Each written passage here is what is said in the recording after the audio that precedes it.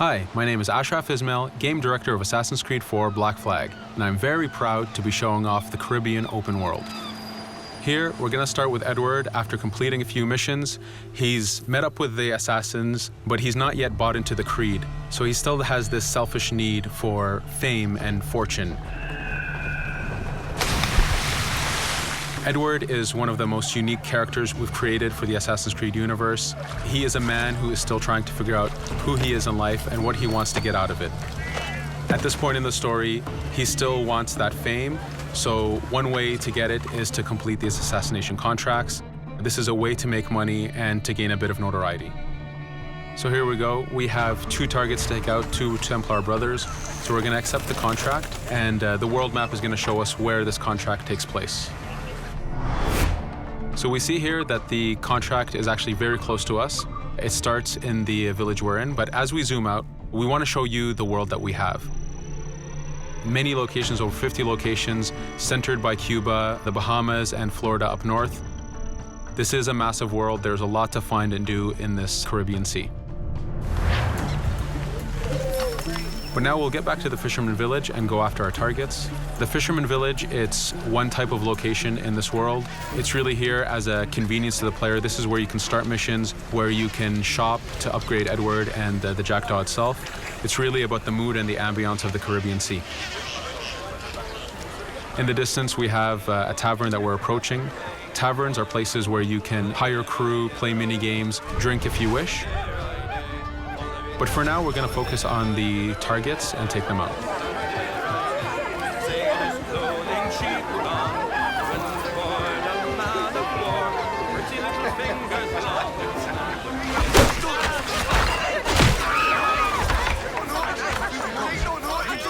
Now that we've taken out one brother, the other one's going to bolt. Just like classic ACs, we can chase him down and take him out that way, but there's many ways to complete this contract. We can use the new free aim system to shoot him this way, to eliminate him that way. We can jump onto the ship and take him out with his crew, but instead we're going to let him escape into the sea and follow him with the Jackdaw. This is your ship. This is the second main character of the game. You're going to have to customize and upgrade the ship as you go on this journey with Edward.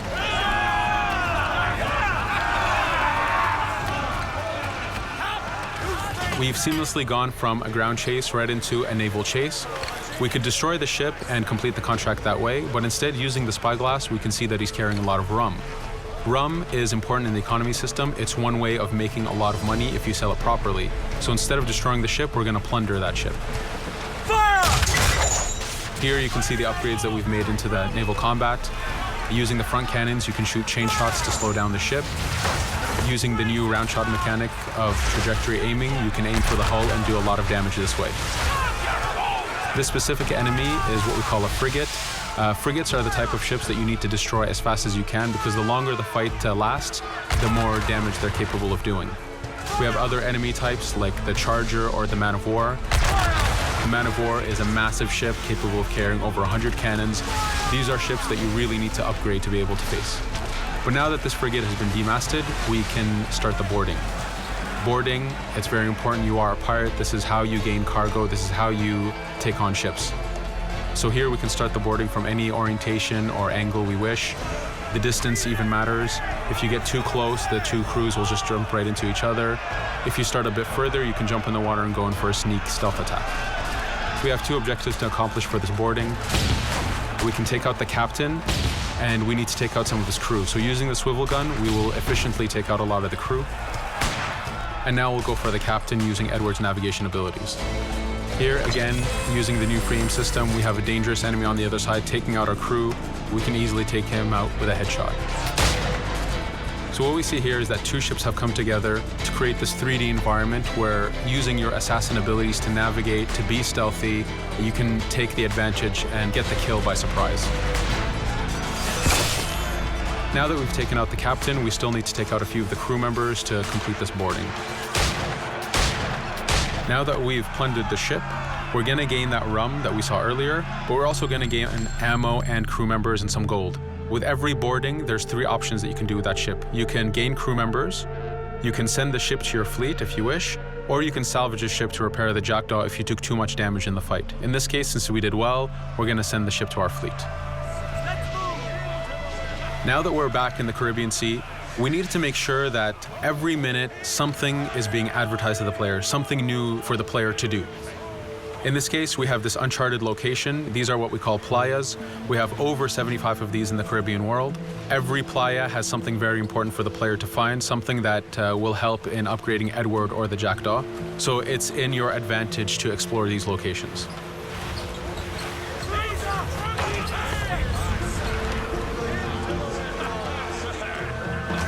Again, for us, seamlessness is very important. We needed to be able to explore this Caribbean world without having too much interruption in the action. So being able to just let go of the wheel anywhere we want, jump into the water, and swim over to that location.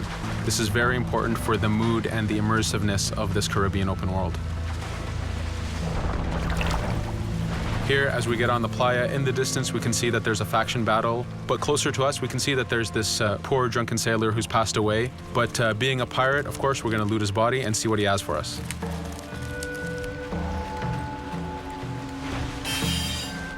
So we found a treasure map. This treasure map is asking us to go to an island called Misteriosa. Every time you find one of these, you know that you're going to find a treasure that is linked to the progression of the Jackdaw or Edward, so they are very valuable. Here we're going to take a look at that faction battle. We have a British ship facing off against a Spanish ship. We could jump in and take advantage of this opportunity, allowing each ship to weaken the other and for us to plunder both. But now we're going to make our way back to the Jackdaw. Again, this is the second main character of the game. There's a lot of customization and a lot of upgrading to do on the Jackdaw. You can upgrade all the weapons to fit the playstyle you wish. Now, as we get onto the Jackdaw, we can see that the crew is cheering for us. Edward has a really close relationship with his first mate, Adewale, standing right there, and with his crew. And this is something that you'll see later in the demo, that we can lose and gain crew members. Again, using the spyglass, we can really see the contents of a ship, but you can also assess the danger and threat level of these ships. But for now, we're going to continue to Misteriosa to find that treasure. Here we've crossed into a harpooning zone.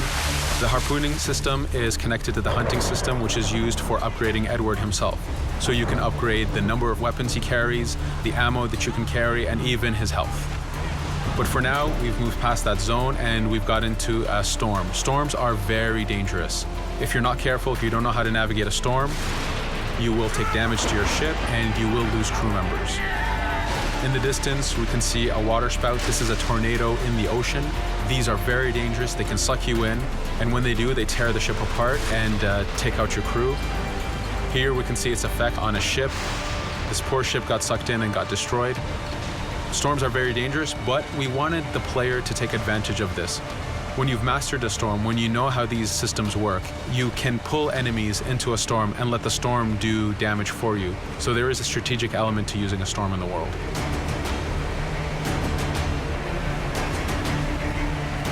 Here we can see that the storm is dying down a bit, but there's still this torrential downpour. It was very important for us to get the real mood of and atmosphere of the Caribbean in the weather cycles and in the daytime cycles.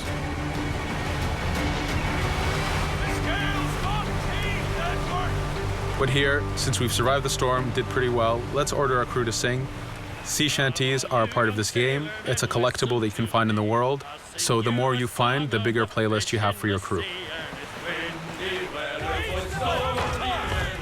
But for now, we've made it to Misteriosa. So again, we're going to seamlessly get off our ship and explore this location. Misteriosa is a Mayan ruin. Mayan ruins are heavy with stealth and navigation capacities. There's a lot of treasures and hidden discoveries to be found in these locations.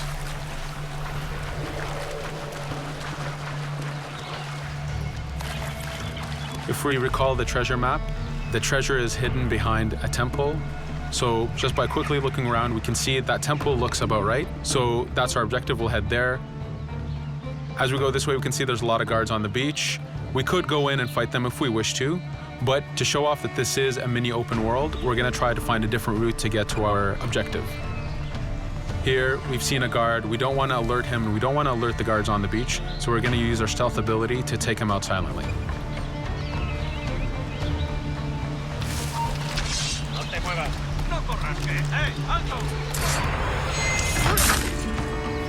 With AC3, we were able to push the navigation in the frontier, which means using natural environments like trees and rocks and so on. Mayan ruins are the perfect place where we mix man-made structures and these natural environments. So you really get to feel how far the navigation abilities of the assassin have come since the original game. In the distance there, we can see another part of the island being blocked off by a patrol of guards. We're going to avoid it for now and go for that treasure.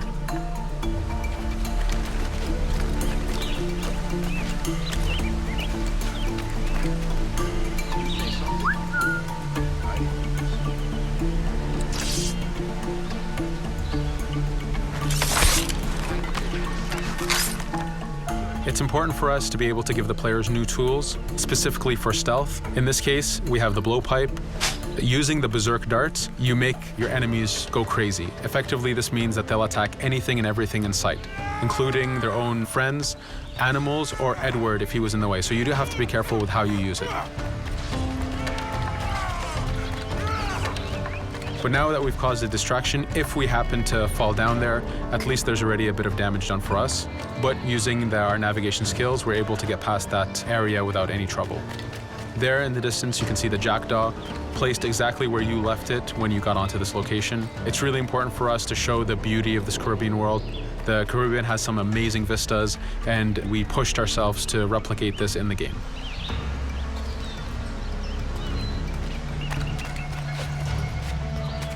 As we continue forward, we can see in the distance there's a couple prisoners that are taken hostage. This is a scenario that you need to use stealth.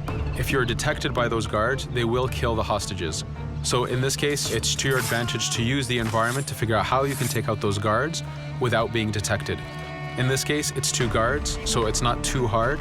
There are other scenarios where you have more guards and you have to figure out how you can take all of them out at the same time. Now that we've freed these prisoners, they are more than happy to join our crew. This is just one way of gaining crew members. As mentioned earlier, there's the taverns. There's actually many different setups of gaining crew.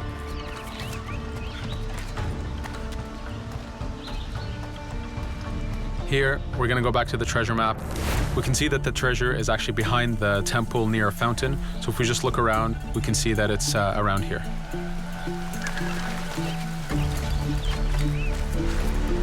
Now that we've found the treasure, what we've actually found is a blueprint. Blueprints are incredibly valuable for the upgrading of the jackdaw. This is how you can upgrade the biggest and most devastating upgrades of the ship. So here we're approaching a reach high point. Just like classic ACs, synchronizing with the reach high point reveals the contents of a location and the map itself. But as an added feature, because this game world is so huge, there are many different locations, this also becomes a fast travel point. So now you can, by synchronizing, now you can come back here anytime you wish to collect those treasures that we passed up a bit earlier. Here we've reached the end of the demo. This was a tease of the open world that we have. We're very excited to be able to show off this game and to let you play it very soon. Thank you for joining us.